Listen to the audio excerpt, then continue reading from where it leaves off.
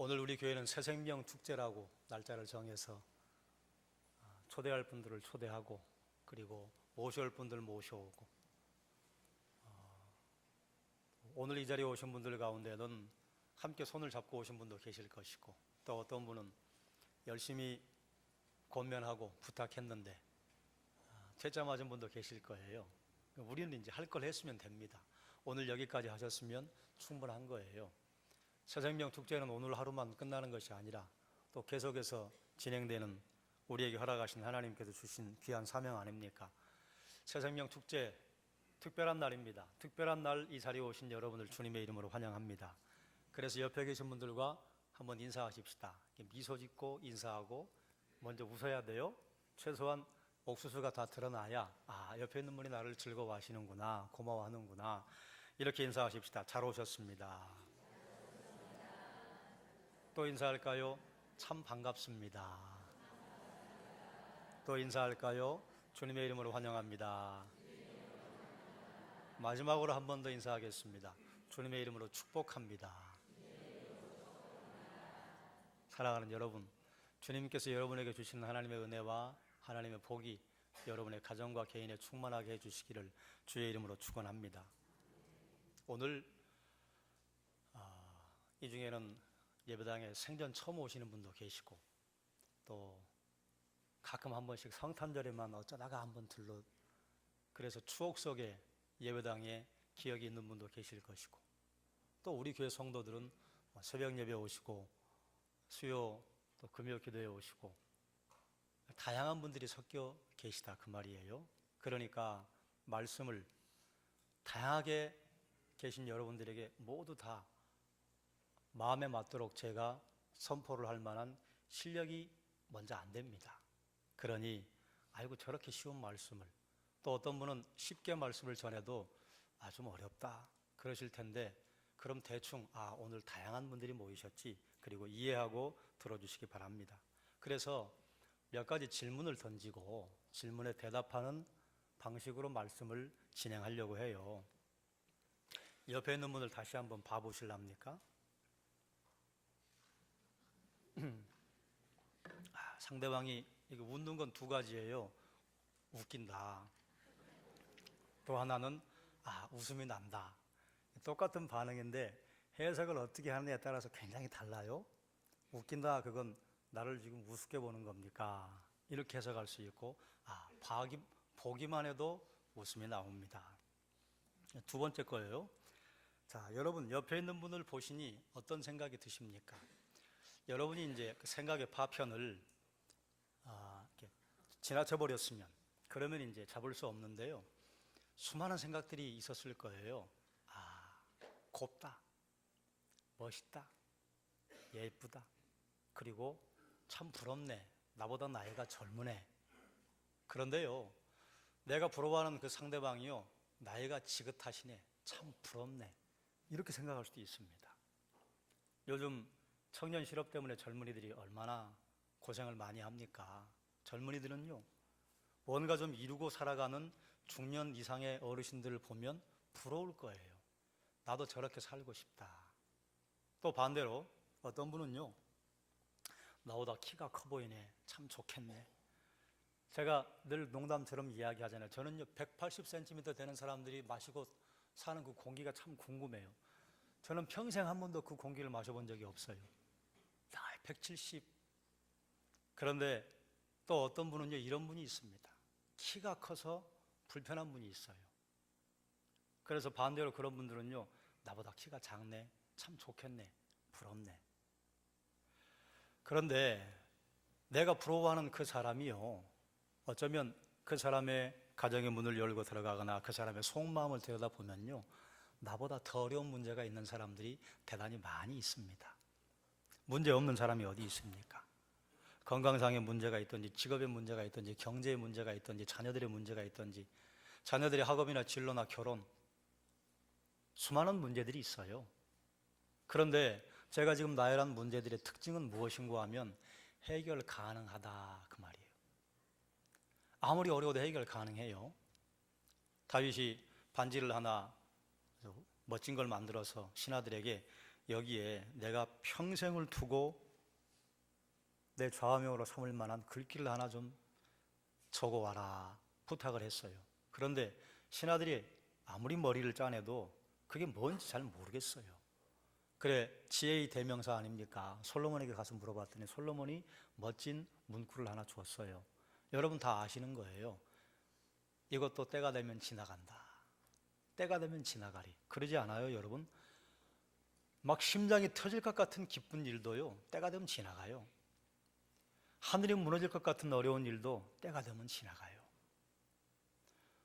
나만 이런 어려움을 당하는 것 같고 내가 이 어려움 감당할 길이 없다. 어떻게 하면 살 수 있을까? 그래도 때가 되면 지나가지 않아요? 이 땅에 있는 수많은 문제들은 때가 되면 지나갑니다. 해결 가능해요. 해결 가능하면요, 그거 살만합니다. 괜찮아요. 때가 되면 지나가요.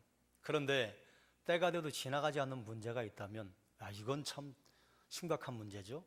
모든 사람들에게 해결이 안 되는 문제가 있다 그 말이에요. 그게 뭡니까? 죽음이에요. 수많은 사람들이 죽음의 문제를 해결하려고 온갖 노력을 다 해봤어요. 그런데 해결 안 돼요. 해결 불가예요. 수많은 사람들이 피하고 싶지만 피할 수 없는 것, 수많은 사람들이 해결하고 싶지만 해결할 수 없는 것, 죽음의 문제입니다. 그러면 이제 그 다음 또 질문을 해야 해요. 이런 질문이에요. 사람은 왜 죽습니까? 이것은 철학자들만 하는 질문이 아니에요. 우리도 가끔 그런 질문 하잖아요. 사랑하던 어머님이 사랑하던 아버지가, 사랑하는 아내가 사랑하는 남편이 먼저 죽으면 그런 생각 하잖아요. 왜 죽을까? 여기에 이런저런 담론들이 많이 있습니다만 저야 목사니까 성경에 있는 말씀 한 구절 함께 나누려고 합니다. 같이 읽어볼까요? 죄의 삭은 사망이요 하나님의 은사는 그리스도 예수 우리 주 안에 있는 영생이니라. 아멘.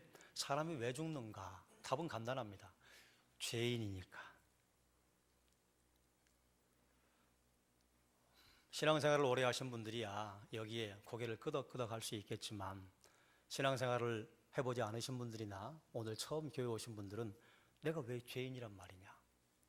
내가 다른 사람들을 해롭게 한 일도 없고 다른 사람 물건을 도둑질한 적도 없고 다른 사람의 생명을 빼앗은 일도 없는데 내가 왜 죄인인가? 사람이 죄인인 증거가요 또 있습니다. 그러면 뭐가 죄인지 설명을 해야 할 거 아니에요? 죄를 설명하는 성경의 그림이 다음 그림입니다. 넘겨주세요. 빗나간 화살이에요. 죄를 표현하는 단어가 원래 의미는요, 관역에서 빗나갔다, 거기에 콕 꽂혀야 되는데 엉뚱한 데로 갔다. 엉뚱한 데로 간 게 이게 무슨 죄와 관계가 있는가? 창세기 2장 17절에 보면 선악을 알게 하는 나무의 열매는 먹지 말라. 내가 먹는 날에는 반드시 죽으리라 하시니라. 사람이 왜 죽게 되었는가?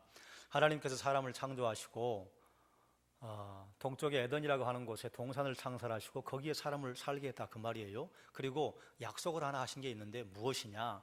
첫 번째는 생육하고 번성해라, 잘 살아라.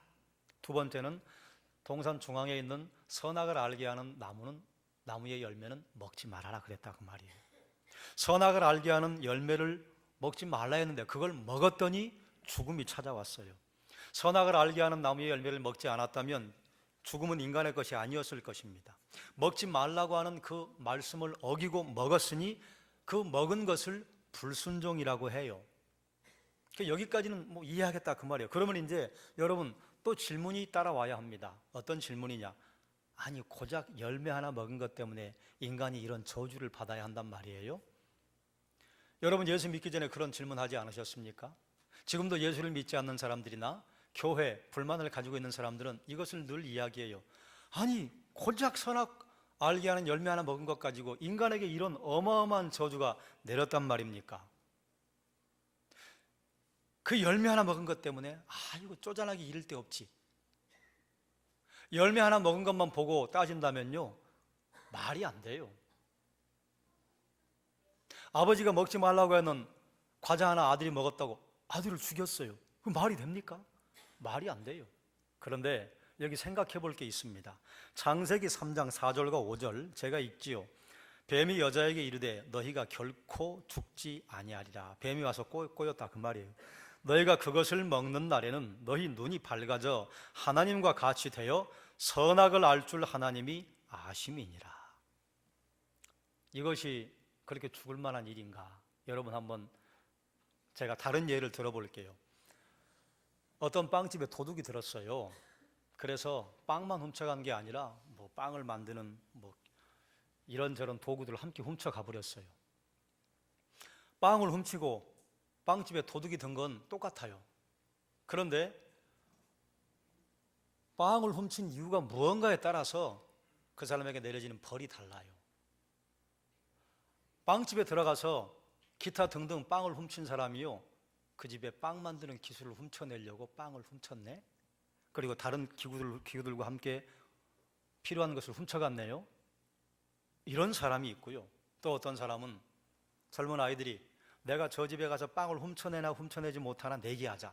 그래가지고 빵을 훔쳤어요. 이런 아이와 또 어떤 사람은 우리 집에 먹을 것이 없어서 초등학생 아이가 지금 배가 고파 울고 있습니다. 그런데 내가 그 빵집을 지나가다가 그 빵 내 자식에게 먹이면 얼마나 좋을까 하는 마음에 그만 빵을 훔치고 말았습니다. 행동은 똑같아요. 그런데 빵집에 넘어 들어간 이유가 뭐냐에 따라서 어떤 사람은 정상이 참작이 되고 어떤 사람은 특별 가중 처벌을 받습니다. 그렇죠.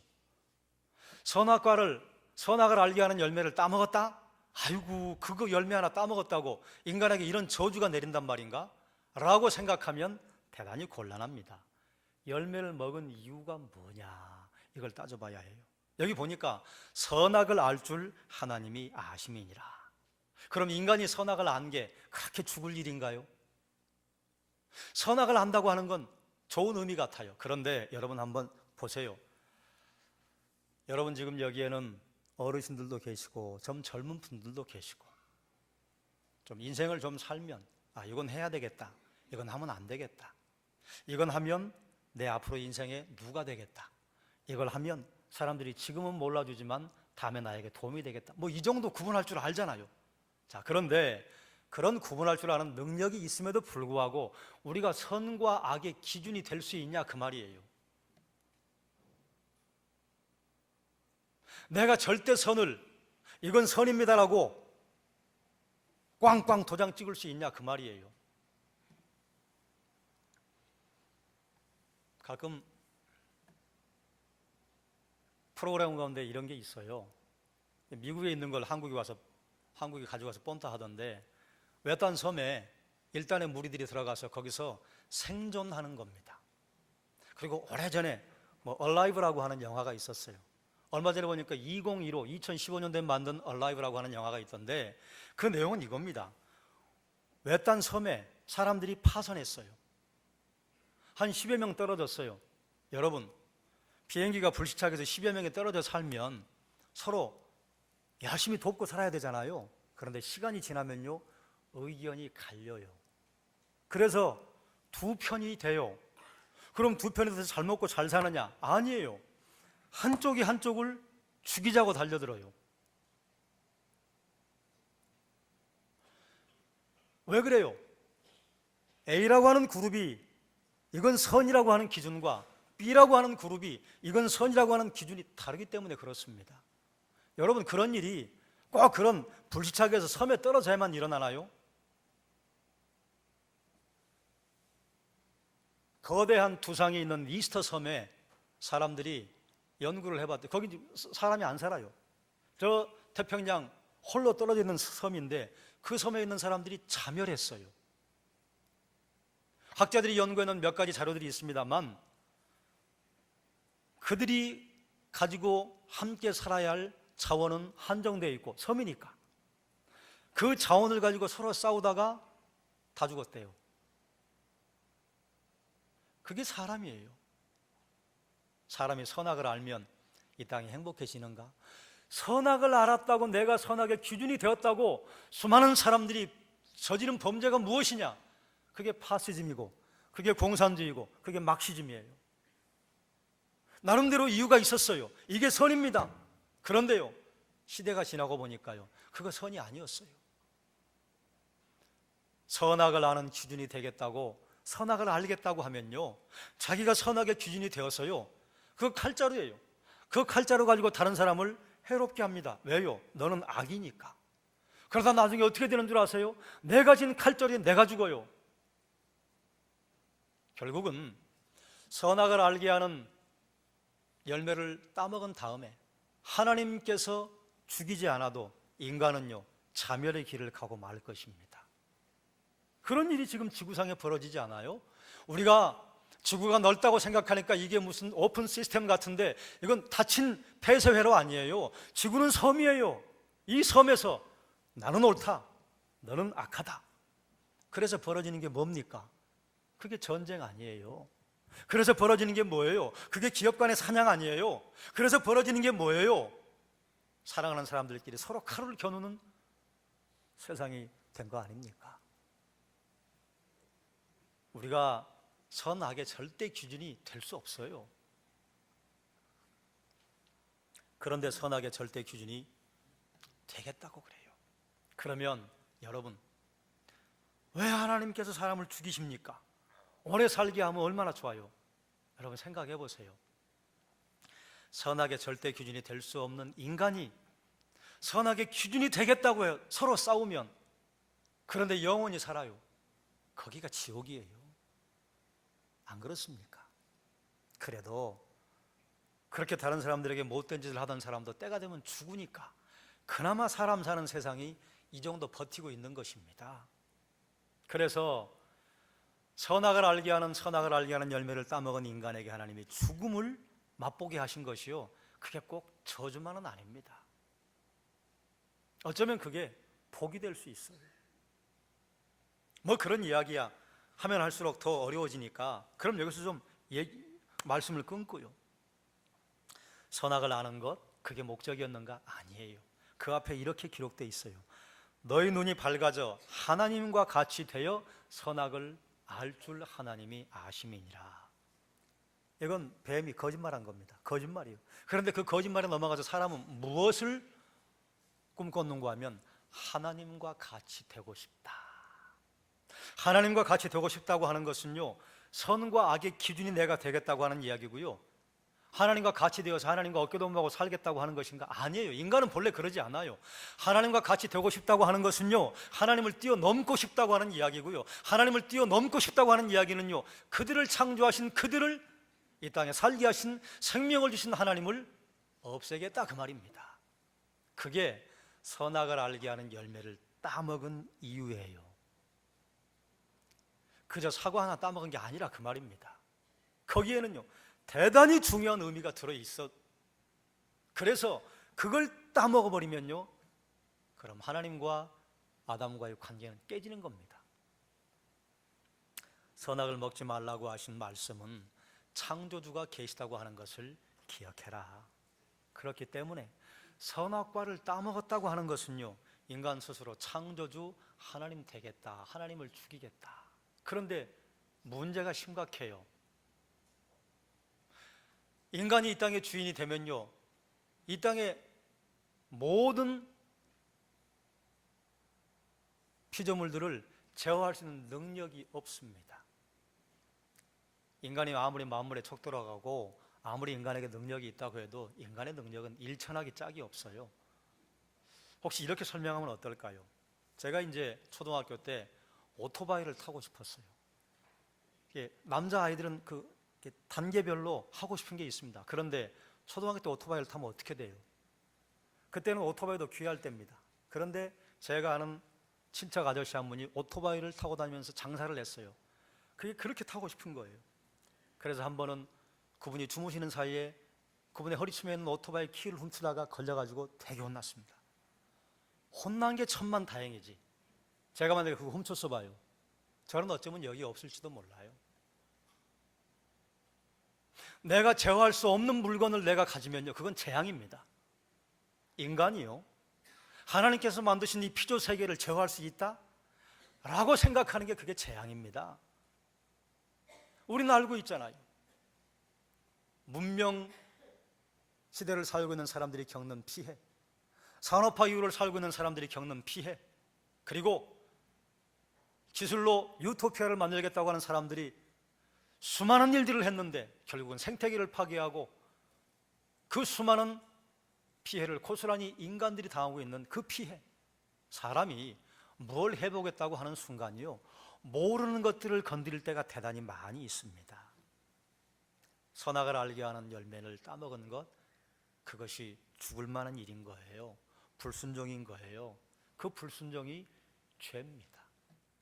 그 불순종의 또 깊은 의미는 무엇인가? 나 하나님 없이 살래요. 하나님 없이 살 수 있어서, 살 수 있다고 하면 괜찮지요. 그런데 살 수 없다 그 말이에요. 내 집안 하나도 내가 내 마음대로 못하는데 어떻게 나라를 내 마음대로 하며, 나라 하나도 내 마음대로 못하는데 어떻게 우리 눈에 보이지 않는 이 거시 세계, 지구와 전 우주를 인간이 관리할 수 있냐 그 말입니다. 아예 나는 할 수 없습니다 인정하는 게, 그게 솔직한 사람의 고백입니다. 그게 해볼 수 있겠다고 하는 사람은요, 저는 자신 있게 말할 수 있어요. 다 거짓말장이에요. 자, 그러면 제가 지금 무언가를 하나 전제해 놓고 계속 말씀을 드렸어요. 그래서 그 전제한 것을 가지고 또 말씀을 한번 좀 나눠보죠. 질문을 한 가지 하겠습니다. 사진을 또 띄워 주시죠. 이 비행기 참 멋있게 만들어졌습니다. 질문하겠습니다. 이 비행기 누군가 만들었을까요? 어쩌다가 우연히 생겨났을까요? 누군가 만들었죠. 당연한 것 아니에요? 저렇게 생긴 비행기를 저게 우연히 만들어졌다고? 자, 그런데 생각할 게 있어요. 우리처럼 평범한 사람이 저 비행기 우연히 만들어졌어요 이러면 안 믿을 거예요. 웃기네, 웃긴다. 그런데 공부를 대단히 많이 하신, 박사학위를 몇 개 가진 대학 교수님께서 우연히 만들어졌습니다, 그런 사람들이 헷갈리기 시작해요. 어떻게 우연히 만들어졌습니까? 질문하겠죠. 보세요. 저 부속품들이 우연히 어떻게 생겨났는데 이것이 갑자기 이리저리 서로 맞물려서 결합되기 시작했습니다. 그렇게 하려면 한 100만 년 걸릴 겁니다. 그럴듯해요. 여러분, 그렇게 설명해도 아무리 박사학위를 10개, 20개 가진 사람이 나타나서 이 비행기요, 다 부셔놔도 100만 년 뒤면 우연히 결합돼서 하늘을 날아다니기 시작할 겁니다. 그거 믿을 수 있습니까? 없습니까? 당연히 안 믿어요. 그런데 이런 거짓말을 어디다 하느냐? 사람이요, 우연히 만들어졌습니다. 믿는다 그 말이에요. 이 세상에 사람들이 만들어 놓은, 사람들이 개발한, 그리고 사람들이 발견한 수없이 많은, 수많은 기술들이요, 가장 첨단으로 집약되어 있는 게 항공기입니다. 그보다 더한 건 우주선이죠. 최첨단이에요. 정교하기 짝이 없어요. 그런데 항공기와 인체를 비교한다면요, 항공기는요 원시적이에요. 우리 인간의 몸은요 신묘막측하고 정교하기 짝이 없습니다. 그런데 이게 우연히 생겨났다고요? 진화를 주장하는 사람들은 인류의 기원을 설명하기 위해서 우연히 발생했다, 그리고 거기에 시간을 결합시켜요. 그래서 인간의 기원을 학자라고 하는 분들이 주장하는 게 뭐예요? 몇 백만 년이잖아요. 최소한 몇 백만 년을 늘여놔야 증명할 수도 없고 실험할 수도 없고 그걸 따지자고 말할 수도 없고, 인간의 기원을 몇 백만 년으로 늘려놨어요. 여러분, 이 중에는 이공계열에서 공부하신 분도 계시고 또 문과 쪽에서 공부한 분도 계시죠. 이공계에서 공부하신 분들이 조금만 눈을 뜨고 사실을 제대로 보려고 한다면요, 우리 사실을 볼 수 있어요. 진화는 학문의 영역이 아닙니다. 진화는 신앙의 영역이에요. 학문이라고 하는 것을 수단으로 해서 창조주를 부정하고 싶은 게 진화론입니다. 그 학문의 영역 아니에요. 진화론자들이 주장했던 수많은 진화의 증거들 이미 사장된 지 오래전입니다. 과학자들도 그거 인정하지 않아요. 그럼 사라지는가? 아니에요. 그걸 증명할 수 있을 만한 이게 증거 자료라고 하는 좀 더 새로운 사람들이 잘 모르는 거 하나씩 하나씩 꺼내가지고 와요. 진화는 과학이라고 하는 것으로 포장을 한 위장된 불신앙입니다. 왜요? 증명 불가입니다. 진화는 절대로 과학이 아닙니다. 과학이라고 하는 이름을 붙이려면요, 증명 가능해야 합니다. 증명된 걸 이론이라고 발표하는 거예요. 진화론 아니에요. 진화 가설이에요. 그럴 수도 있겠다. 과학의 영역이 아닙니다. 그리고 더 정확하게 살펴본다면 진화를 말하는 사람들은요, 창조주를 부정하고 없애고 싶은데, 창조주가 없다고 얘기하고 싶은데 증거가 뭐냔 말이에요. 그래서 그걸 과학이라고 하는 것을 포장을 시켜서 내놓은 게 진화 가설이다, 그 말이에요.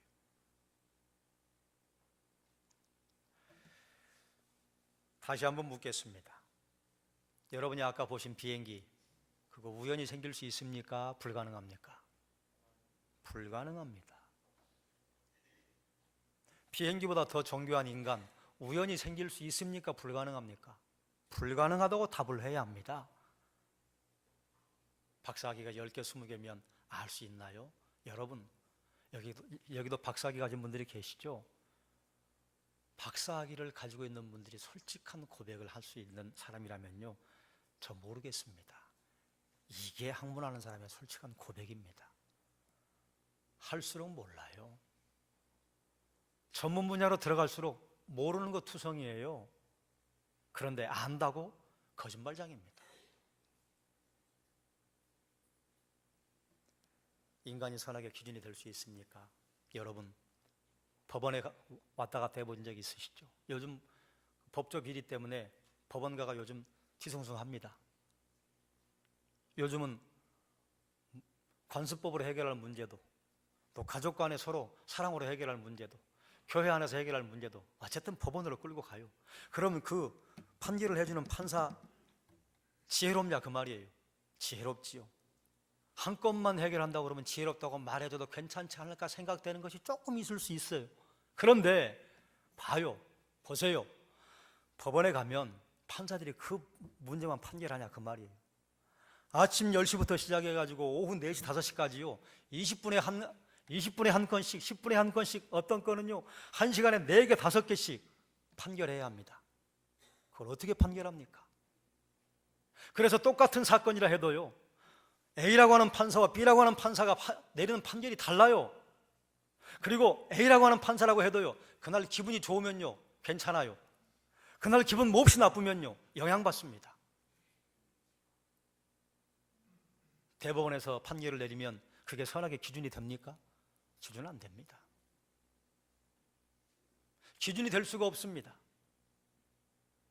법원의 판사들도 판결을 내릴 때요, 이건 옳습니다라고 판결을 내리는 게 아니에요.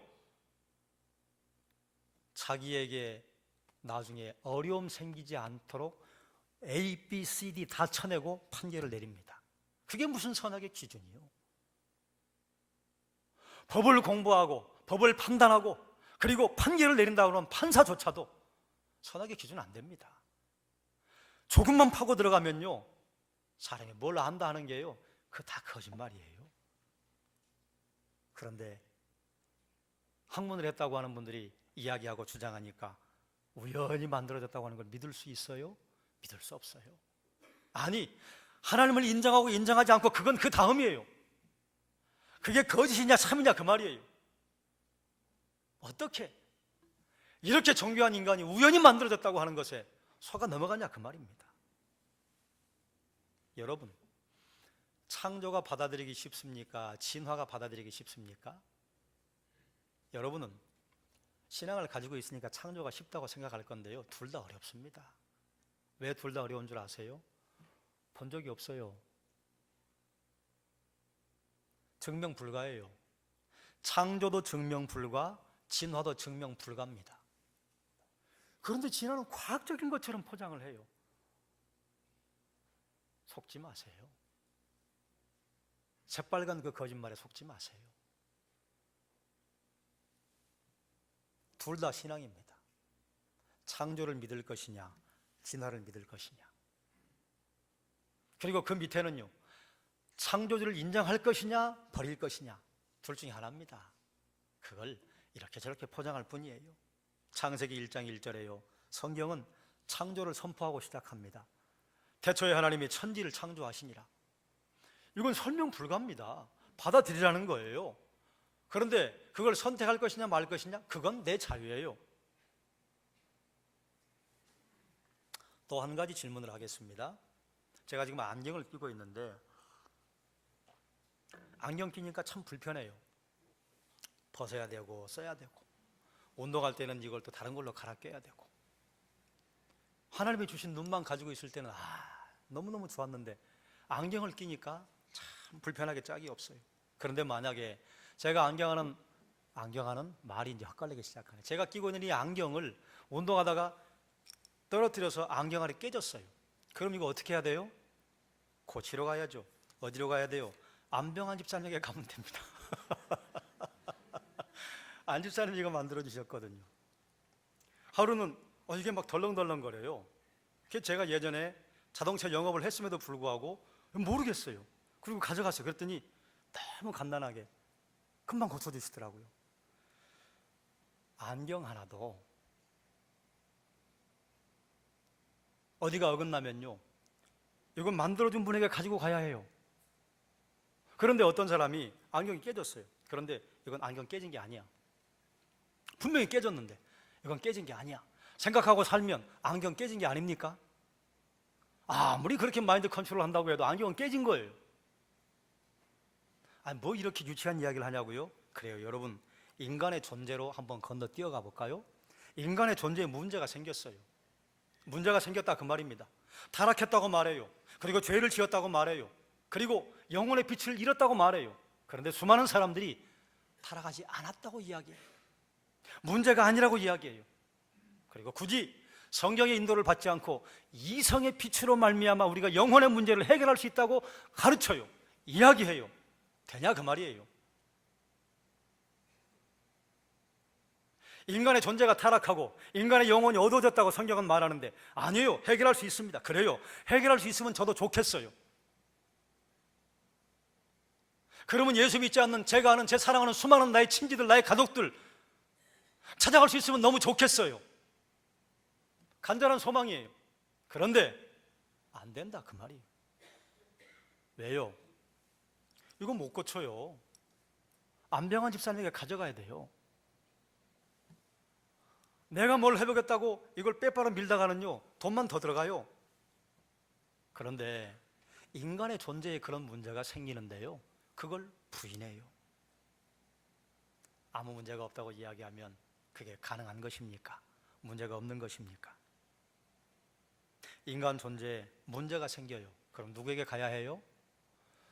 창조를 인정한다면, 그리고 조금만 이성적으로 생각을 한다면 만든 분에게 데리고 가야 해요. 그래서 고쳐주세요. 하나님께로 가야 합니다. 그럼 어떻게 하나님께로 가요? 성경은 이렇게 말합니다. 예수 그리스도를 믿음으로 하나님께로 갈 수 있습니다. 요한복음 11장 25절 26절 제가 읽겠습니다. 예수께서 이르시되 나는 부활이요 생명이니 나를 믿는 자는 죽어도 살겠고 무릇 살아서 나를 믿는 자는 영원히 죽지 아니하리니 이것을 내가 믿느냐. 예수님께로 가면 우리가 산다 그 말이에요. 죽어도 살겠고. 본래 인간을 만드셨을 때 맨 처음 창조의 목적은요, 죽음이 아니었습니다. 사는 거예요. 생육하고 번성하라고 하셨어요. 그런데 인간이 선악의 기준이 되겠다고 그걸 어겨버린 순간 선악의 기준이 되긴 되었어요. 어둡다는 선악의 기준이 되긴 되었어요. 그런데 선악의 기준이 된 결과가 무엇이냐? 서로 죽이는 것입니다. 참 신기하죠? 사람이 사는 곳은요, 꼭 편가르기가 일어나고, 그리고 그 마지막에는요, 먼저 왕 되려고 그러고요, 왕 되려고 하면요, 상대방에 있는 사람을 죽입니다. 그게 사극의 역사고 조선의 역사고 삼국의 역사고, 아니 인간의 역사가 그래요. 본래의 목적에서 벗어났어요. 그래서 예수님께서 이 땅에 오시면 양으로 생명을 얻게 하고 본래의 목적 회복하신다 그 말이에요. 또 우리에게 풍성한 삶을 살게 하기 위해 오셨다. 예수님 만나면요, 죽어도 사는 존재가 됩니다. 영원히 죽지 않는 존재가 됩니다. 이것을 고린도후서 5장 17절은 이전 것은 지나갔으니 보라 새로운 피조물 되었다. 우리가 전혀 새로운 피조물, 새로운 창조가 일어난다 그 말입니다. 그럼 예수 믿는다고 하는 것은 무엇인가? 요한복음 1장 12절에 보면요, 영접하는 자 곧 그 이름을 믿는 자들에게는 하나님의 자녀가 되는 권세를 주셨다 했어요. 믿는다고 하는 것은요, 예수님으로 영접해 드리는 것입니다. 그런데 이것을 풀어서 설명하면요, 내가 그런 죄인이로구나, 내가 죄인이라고 하는 것을 고백하고 예수님을 나의 하나님, 나의 주인으로 모시는 것, 이것이 영접이요, 이 영접을 성경은 믿는 것이라고 합니다. 그래서 오늘 이 자리에 오신 분들 중에 혹 여러분 아직 예수를 믿지 않는 분들이 계시다면 저는 여러분에게 예수님을 소개합니다. 죽음의 문제요? 아이고 그게 무슨 큰 문제라고. 사실은 이 땅에 있는 사람들의 수많은 문제가요, 죽음으로부터 파생되는 문제입니다. 이 모든 문제를 해결하기 위해서는요, 죽음의 문제를 해결하면 됩니다. 큰 걸 하나 해결하면요, 작은 것들은 줄줄이 고구마 순 뜯어내고 고구마 줄기 잡아당기면 딸려오는 것처럼 줄줄줄 딸려 나옵니다. 그래서 우리 인생의 문제를 해결하는 분이 예수 그리스도다, 이렇게 선포할 수 있는 것입니다. 혹 이미 예수를 믿으시고 신앙생활을 하신 지 오래되신 분들에게는 제가 또 도전하고 싶습니다. 여러분, 우리가 예수 믿은 다음에는요, 예수 믿는 사람으로 살아가느냐 하는 질문 앞에 서야 합니다. 나는 예수 믿는 사람다운가? 우리는 이 모든 질문 앞에 설 때에 거기서 자유로울 수 있는 사람이 없어요. 여기서 여러분에게 영접 기도를 유도하지는 않습니다. 여러분 한번 생각해 보시라 그 말이에요. 창조냐 진화냐? 우리 인간에게 문제가 있는가 없는가? 문제가 없다고 살고 싶어요. 문제가 없으면 좋겠어요. 그런데 문제가 없냐 그 말이에요. 문제가 있음에도 불구하고 없는 것처럼 살아가다가 어쩌다가 문제가 하나 생기면 우리는 그 문제 때문에 얼마나 깜짝 놀라고 길길이 뜁니까? 계속해서 그렇게 뛰다가 그러다가 죽음을 맞이할 것이냐? 아니에요. 그런 문제를 해결할 수 있는 길이 있다 그 말입니다. 그리고 궁극적으로 죽음의 문제를 해결할 수 있는 길이 있다 그 말입니다. 그게 예수 그리스도라. 아니 그럼 창조 이전에 또 어떤 분이 이런 질문을 할 거예요. 그래요, 하나님 만들었다고 합시다. 그럼 하나님 누가 만들었어요? 그건 몰라요. 그건 몰라요. 그것까지 알면 제가 왜 여기 이러고 있겠습니까? 제가 하나님 돼서 돌아다니죠. 우주를 날아다니지. 그걸 설명하겠다고 달려드는 순간 사람은 어리석은 해석을 내놓게 되어 있습니다. 왜 그런 줄 아세요? 제가 예전에 이런 설명을 한번 드린 적이 있어요. 여러분 남원에 가보신 적이 있습니까? 남원에 가면 춘향이가 그네 뛰던 광활루가 있습니다. 거기서 이몽룡하고 춘향이하고 얼레리 꼴레리 했대요. 그런데 남원에서 춘향이가 광업내에서 그네를 뛰는데 물속에 있던 개구리가 펄쩍 뛰었는데 색동저고리 입고 그네를 뛰던 처녀를 봤어요. 근데 우리가 처녀라고 하지 개구리는 그게 뭔지 몰라요. 그래서 물속에 들어가 야 모여봐 그래가지고 다 모았어요. 기가 막힌 게 있다. 뭔데? 갔더니 이 물풀 같아, 이 물고기 같아. 그게 한계예요. 이해가 되십니까? 우리가 하나님을 설명하겠다고 하는 순간 이것 같아, 그게 한계예요. 그게 춘향이요? 그게 하나님이에요? 아니에요. 우리가 정말로 솔직하다면 우리는 한계가 있습니다. 나를 만드신 하나님을 뛰어넘을 수 없습니다. 이렇게 인정하는 게 솔직한 고백이 돼야 할 것입니다.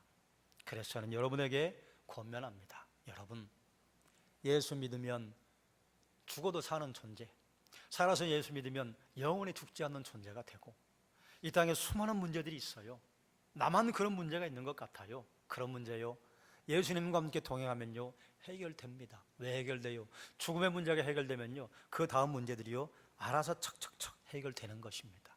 그 예수님 여러분 믿으시기를 제가 여러분에게 권면하고 그 예수님 여러분에게 소개해 드립니다. 여러분 마음속에 감동이 있거든. 여러분 목장 모임에 가시고 또 새로 오신 분들은 새가족 모임에 가실 거예요. 거기서 요청하십시오. 나 예수 믿고 싶어요. 그럼 어떻게 해야 돼요? 여기서 여러분에게 감정의 자극을 줘서 저 그런 거 할 줄 알아요. 그런데요, 그렇게 예수 믿게 하고 싶지 않아요. 생각해 보시라 그 말입니다. 이걸 주신 것은 생각해 보라 하나님이 주신 거예요. 그러니 생각해 보셔서 예수 믿겠다고 여러분 결정하시면 여러분 이 시간 이후에 목장에 들어가시고 우리 새가족 위원들 여러분 영접을 할 겁니다. 그때 다시 한번 말씀해 주십시오. 기도하겠습니다. 사랑이 많으신 아버지 하나님,